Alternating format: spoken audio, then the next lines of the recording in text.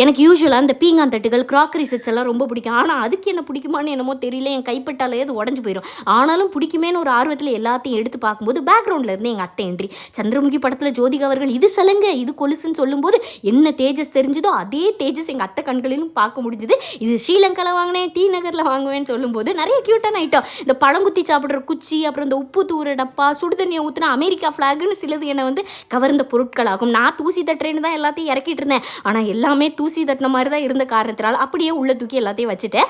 1 மணி அடித்தால் உன் ஞாபகம் மாதிரி 1 மணிக்கு கரெக்டாக டைனிங் டேபிள் போனால் நமக்கு அனைத்து வகையான எல்லா கலர் சோறு கிடைக்கும். ஸோ அதை எல்லாத்தையும் உட்காந்து நல்லா வயிறார சாப்பிட்டுட்டு அப்புறம் வேலையெல்லாம் முடிச்சுட்டு சாயங்காலம் போல் சுட்டி குழந்தை ஆஷரை பார்க்க போயிருந்தேன். என்ன மாதிரி இசை நடனம்னு எல்லாத்துலேயும் ஒரு ஒளிமயமான வாழ்க்கை வரணும்னு ஒரு கீபோர்டை வாங்கிட்டு போனேன். 2 கீங்கின்னு அடிச்சிருப்பேன். அதோட சரி, அப்புறம் அது தெருவோரம் குப்பையில் தான் போட்டுட்டு குப்பையிலேருந்து எடுத்துகிட்டு வந்து இந்த முட்டை தோலனா வச்சு உட்காந்து எல்லாம் விளையாண்டுட்டு இருந்தோம். கடைசி எங்கள் அக்காவோட ஃப்ரைட் ரைஸோட அன்றைய நாள் நிறைவு